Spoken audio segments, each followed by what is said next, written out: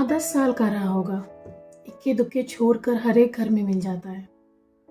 कौन? आपको पता है? आपका बंटी। मैं मीनाक्षी शुक्ला आपका बहुत स्वागत करती हूँ अपने इस चैनल शब्दवेणी पर। आज हम जिस किताब की बात करेंगे ये कालजयी रचना है मंडू भंडारी जी की लिखी हुई बच्चों के मनोविज्ञान पर बात करती हुई किताब आपका बंटी। अब तक आप समझ ही गए होंगे जिसने ये किताब पढ़ी होगी इस किताब ने उनके दिलो दिमाग पर कैसा असर छोड़ा है। अगर आपने नहीं पढ़ी है तो पढ़िएगा जरूर। चलिए हम बताते हैं आपको कुछ कहानी के बारे में, आपका बंटी के बारे में। परिवार इतनी तेजी से सिमट रहे हैं कि रिश्तों की खाना पूर्ति कलेबे जैसी हो गई है। ऐसे में संयुक्त परिवार कैसे चले? संयुक्त परिवार तो छोड़ो, एकल परिवारों की भी हालत कुछ खास अच्छी नहीं है आजकल के दिनों में। ऐसे में सबसे अधिक जो पिसते हैं वो होते हैं बड़े होते हुए बच्चे। इसी बड़े होते हुए बच्चे की कहानी है आपका बंटी। मन्नू भंडारी जी की किताब आपका बंटी आपने पढ़ा, आप खूब रोए और उसके बाद भूल गए, तो वास्तव में आपने कुछ पढ़ा ही नहीं। ये किताब पढ़े जाने से कहीं अधिक समझे जाने की जरूरत थी। बच्चों के मनोभाव को किस बखूबी से उकेरा गया है, ऐसा लगता है कि हर एक पन्ने पर कलेजे को टांक दिया गया है। अक्सर बड़ों के निजी जिंदगी की समस्याएं, उनके बीच का मनमुटाव, आपसी तनाव, इन सब में सबसे अधिक पिसते हैं बच्चे। जैसे कि आपके झगड़े में कोई अवांछनीय पदार्थ आकर मिल गया है, उसे अगर आप चाहो तो अपने लिए हथियार की तरह इस्तेमाल कर लो और अगर काम हो गया तो निकाल कर फेंक दो। बात कड़वी है मगर अधिकांशतः घरों में ये भुगता हुआ या देखा गया सच है।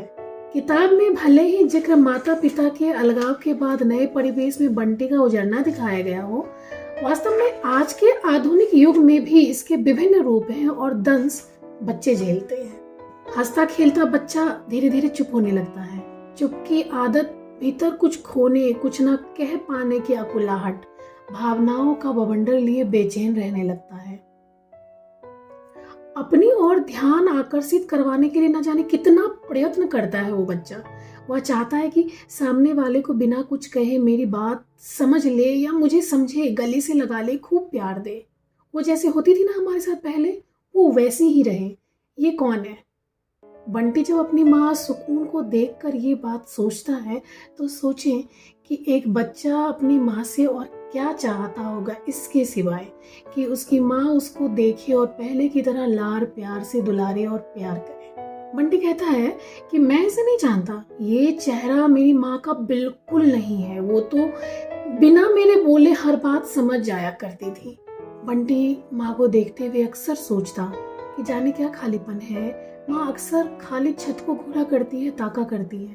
आखिर क्या ऐसा दुख है माँ का जो मेरे पास रहने से उसकी तकलीफ कम नहीं होती। और जब बंटी की माँ सकून अपने उस खालीपन से आगे बढ़ती है और नई जिंदगी में आ जाती है, शादी करती है, वहाँ पर बंटी एकदम गुमसुम उदास सा हो जाता है।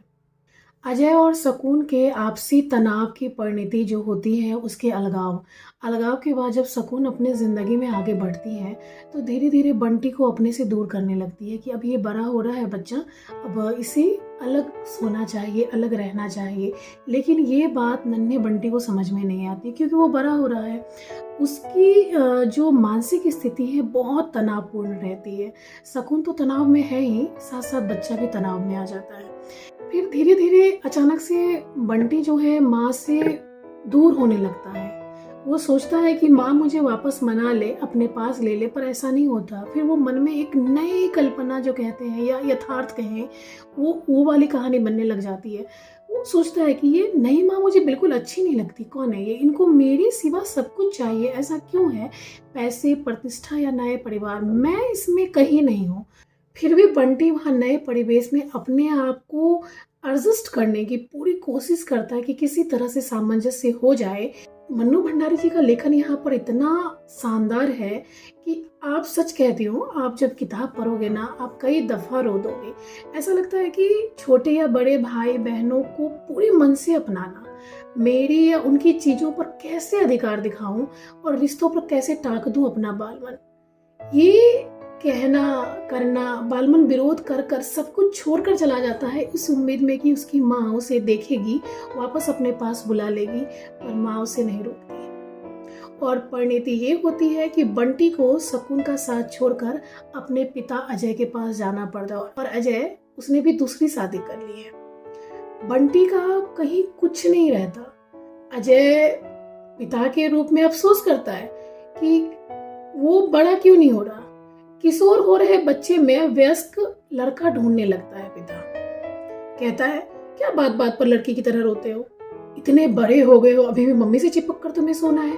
वह बिल्कुल चुप हो गया है बंटी। ऐसा लगता है पूरा बगीचा उजड़ गया है। वह यंत्रबद्ध उठता है, खाता है, पीता है, पढ़ता है और फिर सो जाता है। अंत में इतने समझदार बच्चे की परिणति छात्रावास में हम उम्र बच्चों के साथ ही रहना होगा से खत्म हो जाती है कहानी आपका बंटी। किताब का जो भाव पक्ष है बहुत मजबूत है, सुदृढ़ है। आपकी पकड़ लगातार बनी रहेगी, आपकी आंखों से आंसू बहते रहेंगे।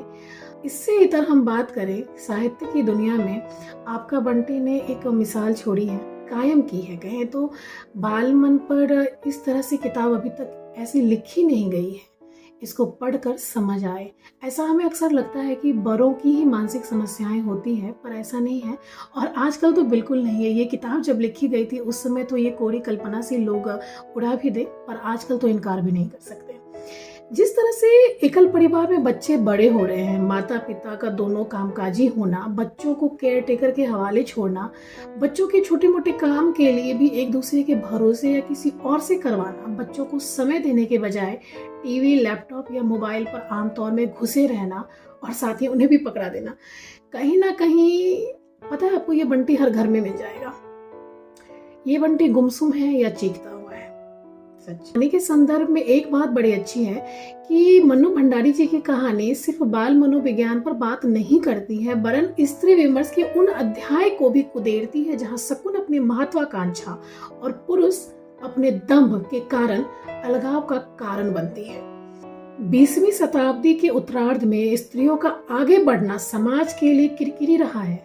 1970 में लिखी गई ये किताब स्त्री विमर्श के अग्रिम पंक्तियों में सदैव से रही है, और मुझे लगता है आपको ये किताब जरूर पढ़नी चाहिए। हम जब भी बाल मनोविज्ञान और स्त्री विमर्श के बारे में बात करेंगे, चर्चा करेंगे, तो इस किताब के बिना कहानी हमेशा अधूरी ही रहेगी। बिल्कुल, ये किताब आपको आसानी से अमेजन, फ्लिपकार्ट आदि पर मिल जाएगी। आप गूगल करेंगे तो किताब का मूल्य बहुत अधिक नहीं है, 250 की किताब है, लेकिन आपको ये अक्सर 180, 200 इस तरह के आसपास में ही मिल जाती है, तो आप जरूर पढ़ें। तो चलिए, आप हमें अब इजाजत दीजिए। आपको ये समीक्षा कैसी लगी हमें जरूर बताइएगा। अगर आप चैनल पे नए हैं तो लाइक, कमेंट, शेयर, सब्सक्राइब जरूर कीजिएगा। बहुत बहुत धन्यवाद आपका बने रहने के लिए।